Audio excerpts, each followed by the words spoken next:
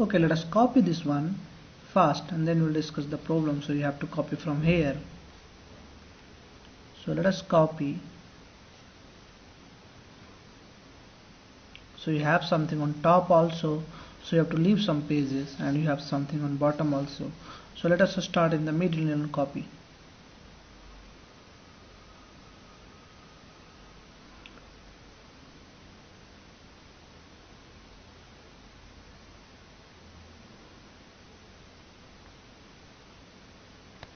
So let us first start on the top part and then we'll discuss the bottom part.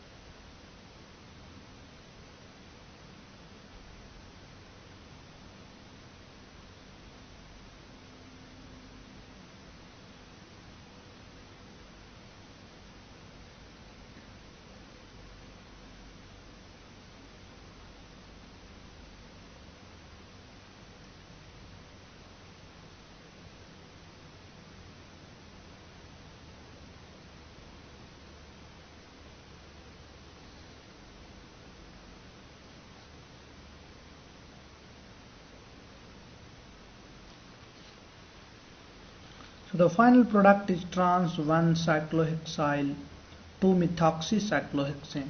So let me see how many of you can write the name of this. So convert this in formula. So let us write down the structure of this compound.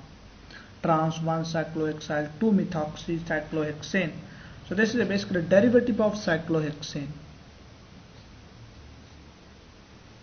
So how will you proceed? So you have a cyclohexane.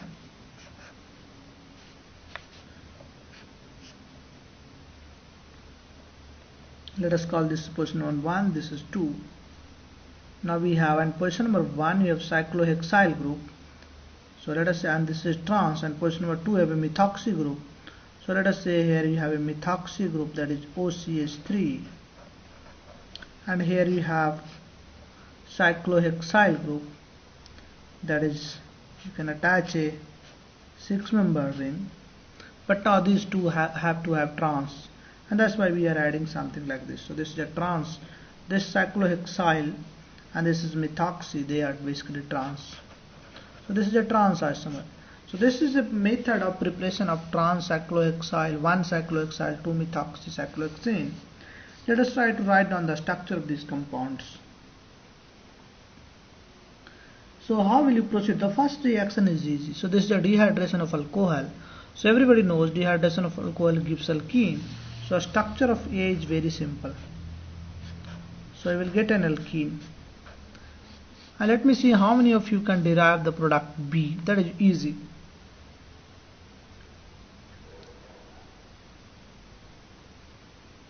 So this reaction is oxymercuration, demercuration.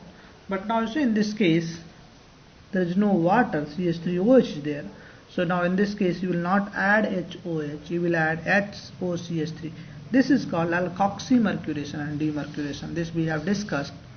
So in B part, you will have here, if you have H2O, in that case you have to add OH, but in this case you have to add H, and then you have to add OCH3. No, add OH basically, because this is a CH3. OH is acting as a solvent in this case. Now let us say if B is treated with conc HBr, I am getting C plus D. So let us leave this C and D, go in this direction. So if A is treated with MCPA, that is metachloroperbenzoic acid, this gives F.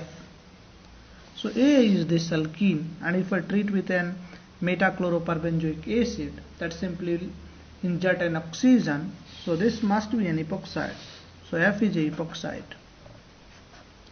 That is, between these two double bond I will have oxygen that is injected. Now you see, next part, if this is reacted with H3O plus and treated with E, this gives G. Now let us try to see these reactions. E must be something, so finally you see this is the compound. What I have to do is, in this compound I have to add one cyclohexyl group this side and one OH this side. This is the final product. So I have to add one cyclohexyl group and I have to add OCH3. So here I have to add OCH3, here I have to add cyclo. So what we can do is, if I somehow I can open this, I am able to do this one. So I need a nucleophile, and for that let us try to see, E must be a nucleophile. Are you getting? So what is happening, if this reacts, B react with conc HBr and heat, so this is your B.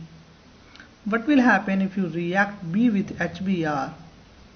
So you will break this bond. Are you getting or not? So if you B reacts with HBr, this will be OH plus, and their Br minus can attack. So you will get two products. If B react with HBr, you will get one. So this will be Br is here,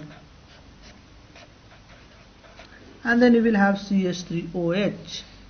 And if the HBr is excess, CH3OH can also be converted into CH3Br. So this is C plus D. So now compound says, if B is treated with HBr, I am getting C plus D. So this must be C plus D. Are you getting? So in these two, one will be C and one will be D. Now let us try to see here. E can be prepared from D. So you see here, E can be prepared from D, and this is magnesium. So this is a Grignard reagent. So E is a Grignard reagent. Now you see, I have one oxygen here.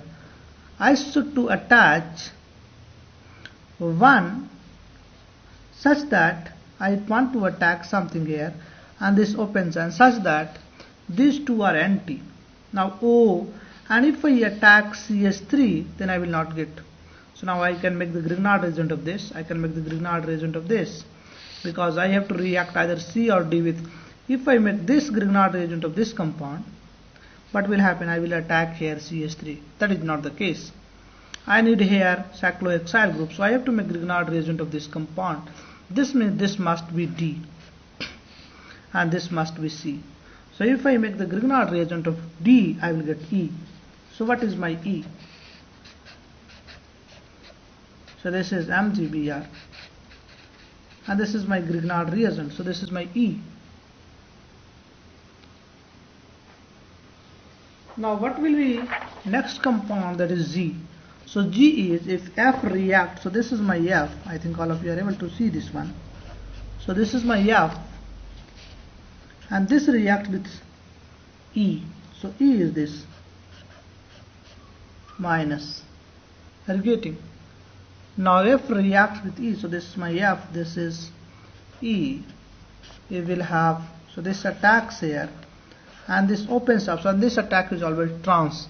You have a 3-membered ring, attack is always trans in nature.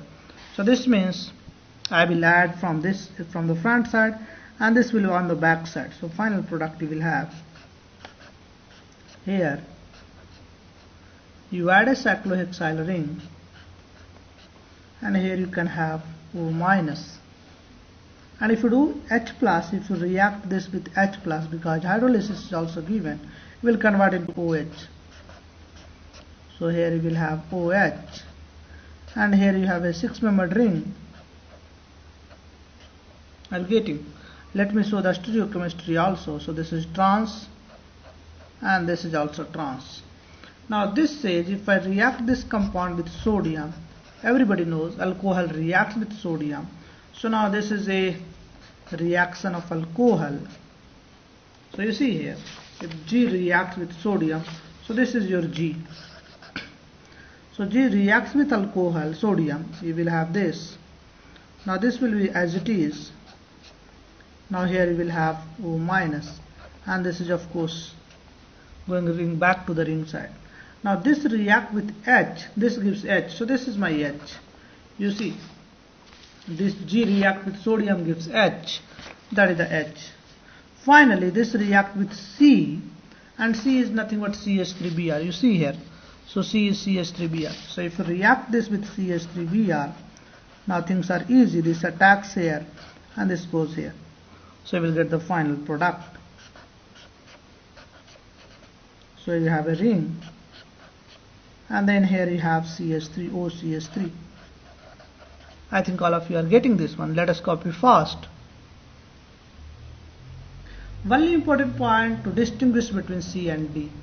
Which will be C and which will be D? You see clearly I have to add a cyclohexyl group, and that can be done only if I take D as cyclohexane with bromine attached. Then I can form a Grignard reagent, and that Grignard reagent can attack on the epoxide ring, and ring can open in a trans fashion. And because the product is final product is trans, that's why we have to think in something in that line. So this is a pretty good problem. I think all of you have copied this one. If you have missed something. So this is C basically. CH3Br is C. We have already said.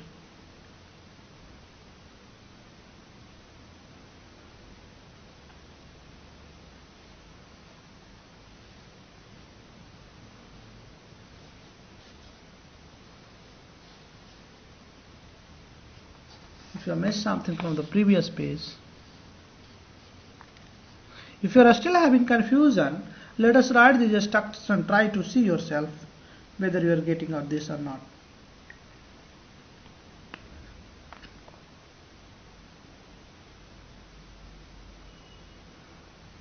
Okay, let us finish here.